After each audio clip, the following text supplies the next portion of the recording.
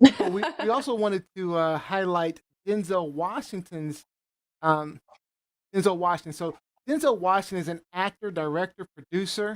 In 2020, the New York Times ranked him as the greatest actor of the 21st century. He's received 17 NAACP Image Awards, 3 Golden Globes, 1 Tony Award, 2 Academy Awards, one for playing Best Supporting Actor for the Army Soldier Private in historical drama Glory, and he was the first black man to. He was the second black man to win Best Actor for his role as the corrupt detective Alonzo Harris in the crime thriller Training Day in 2001. So quite a career, quite a career. So, Micah, what are your thoughts on the amazing Denzel Washington?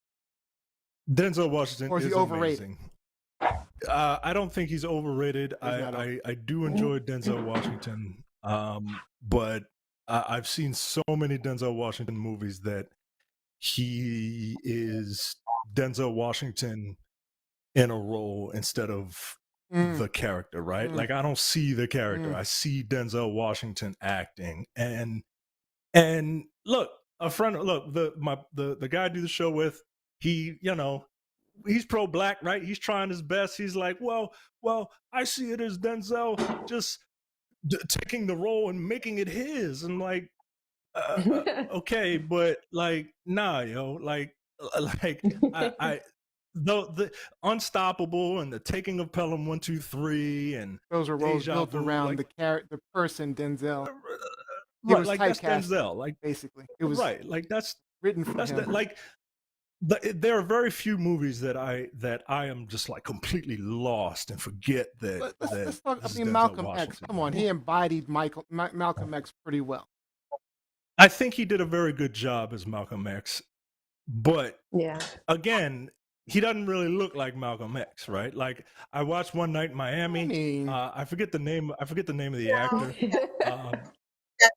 It was the same thing, with Chadwick Boseman.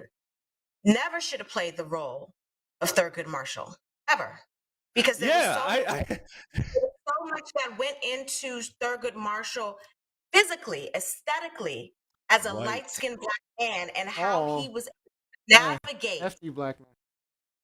But particularly a lighter-skinned black man with slick hair, and how he was able to navigate and deal with white folks during the civil rights movement, during the 50s and the 60s, in a way that a dark-skinned black man never would have been able to do. So you guys, so you guys are of the okay. So you believe that so there's colorism as far as you're concerned. You should if you play a role, you should also match the shade that the person was. If you do a biopic, if it's an actual person and if their color is a part of their story, absolutely. Absolutely. I think I was able to buy Denzel Washington's Malcolm X, regardless of the fact that he was playing a lighter skinned person. I don't know. I don't know that I can. I kind of agree. With For the me, Malcolm X, I don't think he looked like him. But it didn't bother me as much in Malcolm X as it did the Thurgood Marshall movie, because again, that is a part of the history of Thurgood Marshall. And so he was lighter skinned. Exactly. I mean, that is true. I mean, it did play into his ability to even become a justice. And that's not a knock against Chadwick. I mean, we did a full dedication on Chadwick Boseman. We love him as an actor. I just think he was miscast. But that goes to the lack of good minority casting directors in America. And we're getting off topic. Let's get back to the show. I feel like Robbie Rock has some comments. I thought we were going to talk about one movie in particular, but yeah, but I'm gonna know if you have some comments. You look like you had something to say. I was about to jump to. Oh God, no! I'm enjoying the conversation because I mean, to me, like actors are actors. They play the role, and I really like what Micah had to say, where it's just he's such a powerful force on screen that it's Denzel as this character. And now that when you mentioned it, I was like, you know what? He's onto something. And it's kind of like Forrest Whitaker as well. I'm only going to see Forrest. That's every time. It's very difficult once you reach a certain level. it's a little difficult. Like I mean, when he Fences played was the last when time Forrest Whitaker played Idi Amin, I'm sorry, I bought it all the way. I thought I was I watching think Idi Amin. Well, that's a role that was made for like I could see if it was a role that was made for him, but I definitely see what you guys mean. Like Denzel has surpassed that. Like he's a household name, and it's kind of like the same for well, let's stick to black actors. But yeah, sorry, continue. No, I mean, look, you could if it say makes your point. it's like the same thing with it's like the same thing with Tom Cruise, right? I don't see Tom I was gonna say Cruise that. as a character. I see Tom Cruise as Tom Cruise jumping off of planes, right? it's Like the I same see thing Tom Yeah. with Cruise. Samuel L. Jackson. It's the same thing with Samuel L. Same thing with Sam I Jackson. think It's that's somebody that's it's hard to Samuel. movie. Yes, I agree. I Yeah, agree that 100% with Samuel. He is very much typecasted into a particular type of character. So I agree 100% with. But I think Denzel is a very versatile actor.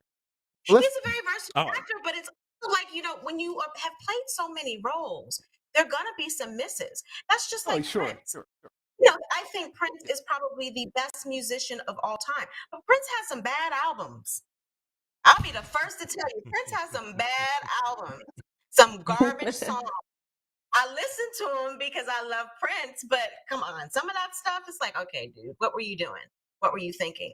But Denzel, I mean, when you have something, everything's not going to be great. There's going to be some stuff where you're like, maybe I should have passed on that.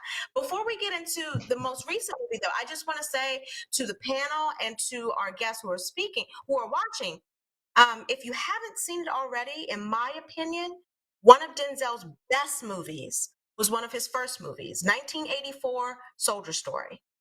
This was before he was, this was before he was Denzel the star, before he was Denzel two-time Academy Award winner. It is an amazing movie. And I saw it when it first came to got on video, VHS, as a child. And I was so I watched it over and over and over again. Loved it. My dad and I used to sit there, watch it with me. It's amazing. It's amazing. And there are a lot of good notable actors in that movie as well who got their first start in that movie. I was going to say my favorite was Devil in the Blue Dress. David Allen Greer is in that movie. Looks the same. He looks the same. Look, I second that. A Soldier Story is a phenomenal movie. It's a mystery, right? And it is, right. It's a whodunit. And it's all about who killed Adolf Caesar. Like, and that's the actor's name, not the character's name. And it's a great movie. I 100% agree with you. Go seek that movie out. It's very good. So Kevin Thaxton says Equalizer movies and The Book of Eli, my favorites after Man on Fire. All those are great movies. Wow. I forgot The Book of Eli. Man on Fire was a good movie. Very good. Man on Fire was a good movie. Okay, Saima Fatima says Training Day, I thought was great. And then Jose says, love Man on Fire. Jose. King Kong ain't got nothing on me. Iconic. So Jackson Robinson agrees with you. One racist referred to Thurgood Marshall as that high yellow N-word, kind of hard to do when it's Chadwick Boseman, right? When you call him a high yellow, which it makes sense. We get it. And then Daria Winter said Tom Cruise acting ?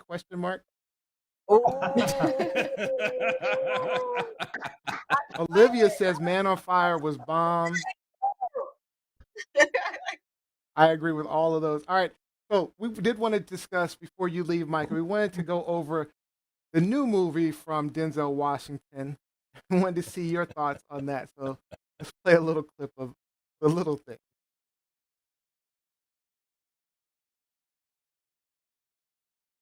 Here we go. He knew all the details, but he wasn't within 10 miles of the killing. Why is that? Why is that?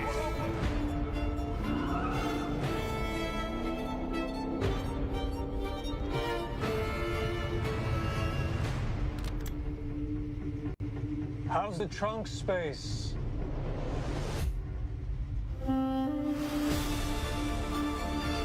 What do you want? I want to nail the bastard. For who? For all of the girls he killed. I want to nail the bastard too. Difference is, I'm doing it for me. the little things, Jimmy. All right, so So Micah. spoiler alert. Spoiler alert. Denzel. There may So be spoiler alert. things Moving discussed. forward, we will be discussing parts Okay. of the movie, but that was just a Okay. preview. So Micah, your Are we thoughts? like? Your thoughts Are we? Are on we? the Denzel Are Washington we? Are we? movie? Are we spoiling, or just like? Spoil it all the way. Be We're careful. spoiling. We're spoiling. Go ahead. Okay. The Spoil it all movie. the way. The movie is fine. It is a slow burn crime mystery. Understatement. Slow burn. It is like the tortoise in the Yeah. hair. Slow burn.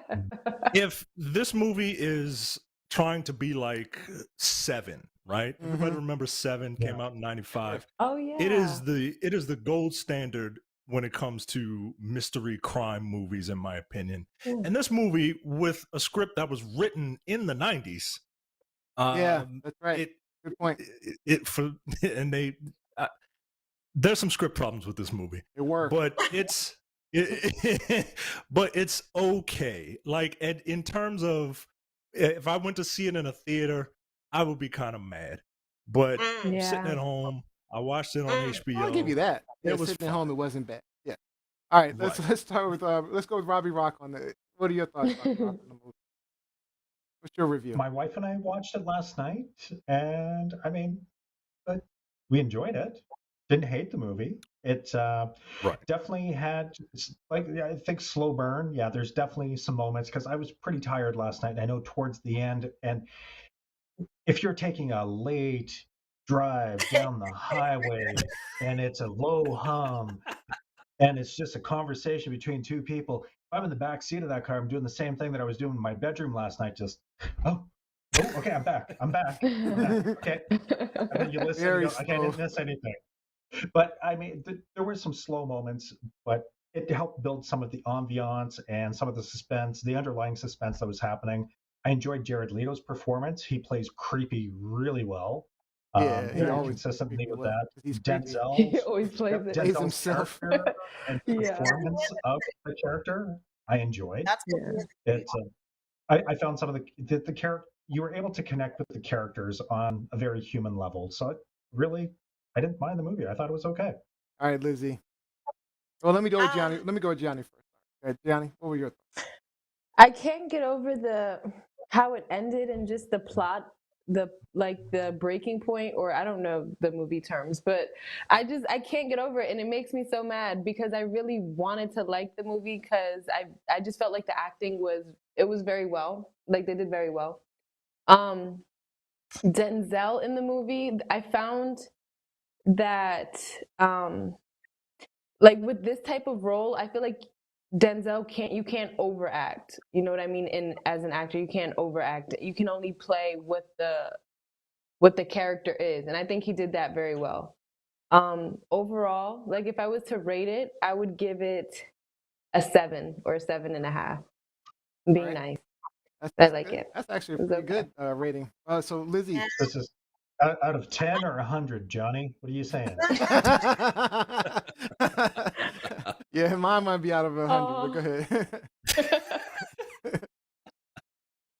Oh my God. Lizzie. Hopefully Denzel doesn't hear this. I didn't hate it. I'm with Micah. I didn't hate it. With Rob as well. I didn't hate it. It's just this movie has 3 Academy Award winners in it. And so I had such high expectations giving that in the resume and given the trailer. Like the trailer had so much excitement or whatever. And again, I don't want to spoil too much, but all the excitement that's in that movie is in that 2-minute trailer. It's a slow burn. It's more about the burn, very. It's more about the psychology of a homicide detective than it is about the actual crime or the killer. 100%. Yeah. It takes a while to get used to that. And, Denzel and Jared Leto were both fine in their acting roles. I thought Rami Malek was terrible. Terrible. Again, oh my God. Thank you. Wasted. His was character didn't horrible. need to be there at all. He was the weakest. He was the weakest link in that trio. That was going to be my biggest disappointment. freaking Rami Malek. I mean, because he is a great actor. Which one did he play? I don't know the actor's name. He played the detective, the lighter skinned detective. Yeah, the young officer. And you know, he has a twin brother. And so I was like, well, is it his twin? Like, did they do? It's just, I don't know what happened. Horrible. A little switch up. Because I know he can act better than what he's giving you. Like, you get nothing from him. Like, you maybe get something from him. I don't know like what character he was playing. His first interactions with Denzel. Anything after that, I was like, no. So, and I watch a lot of crime stuff. I am killer show queen. And so I was just expecting so much. And it was just, yeah, me with movies, expectations play a big role in how much I tend to like or dislike it. Because when I walk in with certain expectations, then it kind of messes me up when the expectations aren't met. Or so when I'm looking at Rami Malek and then Denzel Washington and Jared Leto, I'm like, oh my God, this is going to be an amazing. And I blame the director actually because I think it was a reasonable script, decent plot. I mean, plot was, there were issues, but there were so many things that they missed. I mean, they missed that final reveal was not very well done, where you find out about Denzel. Yeah, I think there I don't was a want lot to of say what it is. I don't want to just go all in, but I don't. I mean, that was poorly done. From the very first scene was poorly done because it was unbelievable. Why would and I guess I can give the first scene, but why would a young girl get out of her car? Yeah. Which I think we were all yelling at the screen. When when at that point, why? all he had done was pass her a couple of times. So he didn't build, the director didn't build the scene well enough for us to make it feel the intensity of certain scenes. It was just poorly done to me. But again, expectations were extremely high. Again, if I were watching this and it was so actors, I would be like, it was a good movie. It was enjoyable. I can get over some of the plot problems and I can get over some of the unbelievable things. But overall, I was just disappointed. I was highly disappointed. Because like Rob said, I also was tired, Rob, when I watched it. So I thought, okay, this movie, they're hyping it up and what have you. The trailer looked amazing. So this is going to keep me up for the next 2 hours before I turn on ID Discovery and watch real killer shows. And it was just like, okay, let me just go back to the real thing because this was totally lacking. All right. So Neo, I can only offer up one piece of advice as a friend. When it comes to entertainment, check your expectations at the door because even the golden goose will I gotta have some level of expectations. To be entertained, and to be told the story. No, I get really critical of like movies I expect to be good too. So let me get to the comments online. We're kind of out of time. So George Fournier, he was great in Philadelphia also. Yep. Let's see. Oh, there was a question. Micah, can you give us one current and one past movie that's must watch? I'll let you do that in a second. Denzel is edible in his old age. This is Olivia. Girl, you married Miss Olivia. She's too funny. Kevin Thaxton repeated what Rob B says. If you don't expect too much from me, you might not be let down. But I don't. Micah, I'd like for you to answer Olivia's question of just name one current movie and one past movie, and then tell people where to find the Black on Black Cinema podcast. Tell them where to find you, and close us out. Denzel movie or just movie period? Movie period. Something that must watch. I'll give you two must watches. One is The Spook Who Sat by the Door. These are past movies. The Spook Who Sat by the Door, which is about a black man infiltrating the CIA, using that knowledge to pass on to other black people to maybe try to use it to their advantage. This is a wonderful movie. And The Watermelon Man. The Watermelon Man is a movie about a white bigot, who wakes up one day as a black man. And all of that and all of that he has to deal with now as a Black person. Isn't that like Soul? No. This is much better than Soul Man. Oh my God. No, this is a Black actor in white face who wakes up in his normal Black skin. All right. Are you? Yeah. Well, we gotta close it down. So, are you looking forward to Judas and the Black Messiah? I'm very much looking forward to Judas and the Black Messiah. Also, check out Malcolm and Marie. It's on Netflix, starring John David Washington. All right, and where can we find you? You can find me at blackonblackcinema.com, facebook.com/blackonblackcinema, youtube.com/blackonblackcinema. Awesome. Thank you so much again for joining us. We'll have you back soon, Micah. Thank you, Micah. Great job. Right. Thank you very much.